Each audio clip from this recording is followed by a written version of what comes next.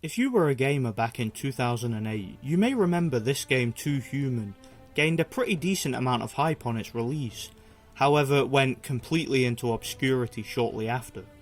It's a game that nowadays is more remembered for being the game that essentially bankrupted its developer, Silicon Knights, and led to their unfortunate downfall. Nordic Warrior here, hope you guys are all doing well. Welcome back to my video game review series. So I recently played Too Human, released in 2008, developed by Silicon Knights, and it's a game that I had in my collection for quite a long time, but only got round to playing it recently. For those of you who don't know, this game was originally announced as part of a trilogy. However, the game's negative reviews and lackluster sales, as well as a lengthy lawsuit from Epic Games over what they believe to be illegal use of their creation engine, led to a huge financial loss for Silicon Knights and the cancellation of the trilogy. They only made one more game after this, and that was X-Men Destiny, which also received mostly negative reviews and sales, leaving Silicon Knights with no option but to shut down. Too Human is a third-person action-adventure RPG. The game is based on classic Norse mythology, with a futuristic science fiction theme. Definitely an interesting concept on paper.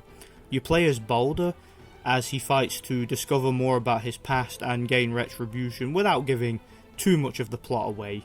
You have many characters from Norse mythology such as Thor, Loki, Heimdall and several others.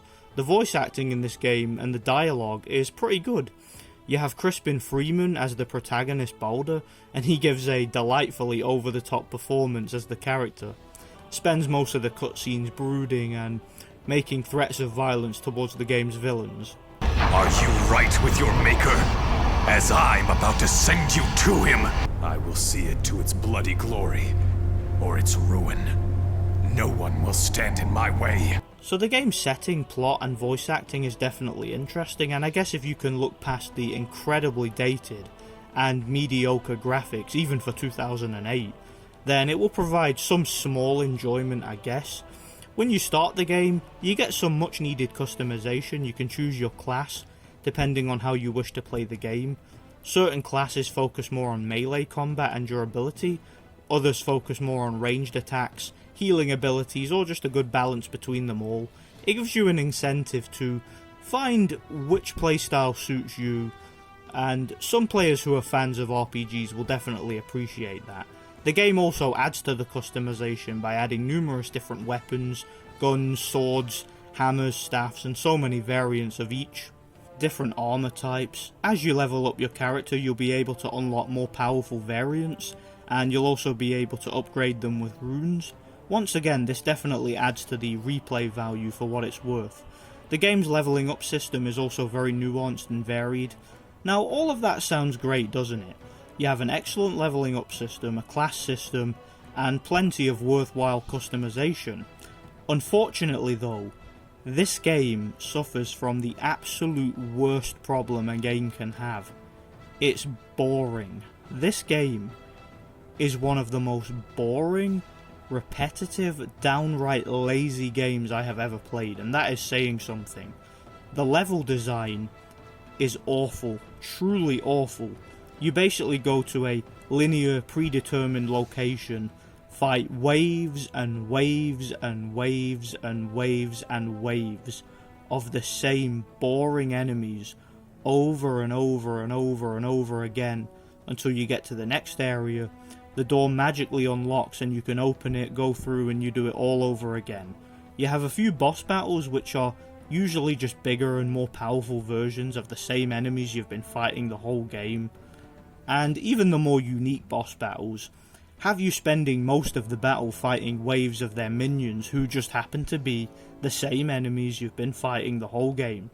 Boring level design, completely linear, and is an absolute chore to play. I was bored long before the midway point of the game, and it's a real shame because the game had so much potential. So much effort was put into the game's refined combat system and its RPG leveling up elements, yet clearly Silicon Knights forgot to actually put some serious effort into the gameplay and level design. The game is also marred with frame rate issues, long loading times, and technical issues like the sound all of a sudden cutting out or the AI bugging out completely. Occasionally you will have AI teammates helping you out, and they are worse than useless, like their AI was left completely unprogrammed. Another annoying thing about the game is the aiming and the overall control scheme.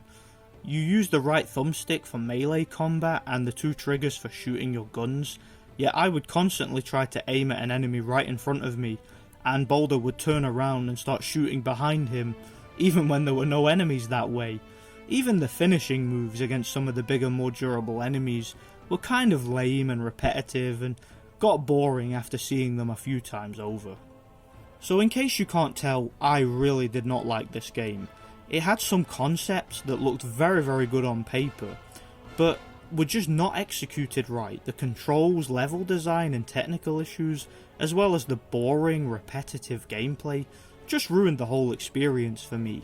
In a better game, the RPG elements and customizations could have worked. One of the worst things about this game for me, and what had me close to not even finishing the game, was the dying animation. Basically the problem is, when you die in the game, you get an animation of Baldur being carried away by a Valkyrie. Now, the animation itself is pretty cool, I don't mind it. The problem is, there's no skip button, and you'll be hearing and seeing this over and over and over again. Say you get to a difficult level, or a pretty difficult boss battle, and you die a whole bunch of times. Let's say you're just not very good at the game yet, you know, you're playing through it on your first go, and you still haven't really mastered the combat. So you keep dying in a difficult area against a difficult boss who has hundreds of its minion enemies charging right at you, and you're just overwhelmed. This gets really repetitive and very frustrating.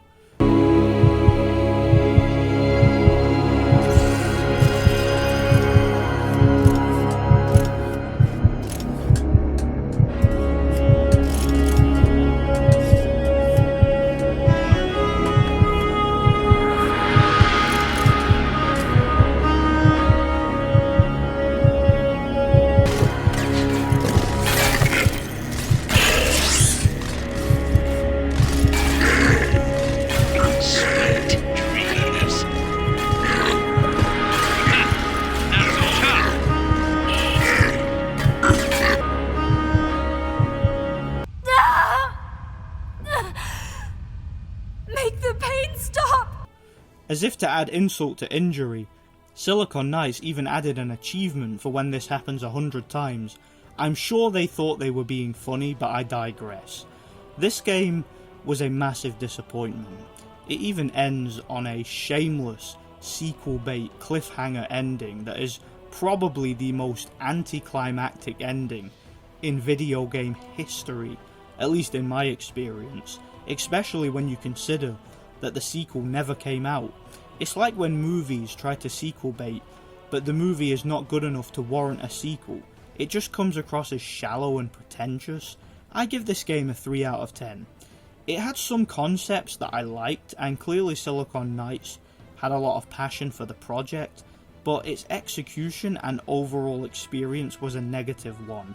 I think the real disappointing thing for me about this game is the fact that it had potential in regards to its RPG elements. I really do think that if Silicon Knights had paid a little bit more attention to its RPG elements, and rather than making the game a button mashing action adventure hack and slash type game, focus on making an RPG, maybe add some open world elements, you know, give the player a reason to replay the game and try a different class or a different combat style. But unfortunately you're not really going to want to replay this game because of the controls and because of the lame level design and the waves and waves of just repetitive enemies. This game was just a real disappointment.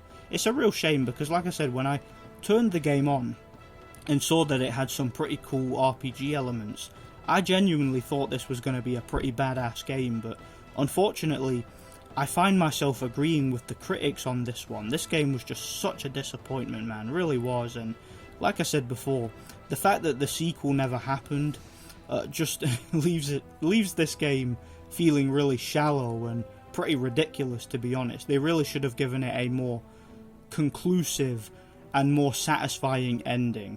Thanks for watching, guys. I hope you all enjoyed the video. stay tuned for more retrospective video game reviews. I've got a lot of reviews coming, lots of retrospective reviews, and even some more modern video games I'm looking to play and review. So yeah, stay tuned for that. Subscribe if you like. Thanks for watching, and God bless.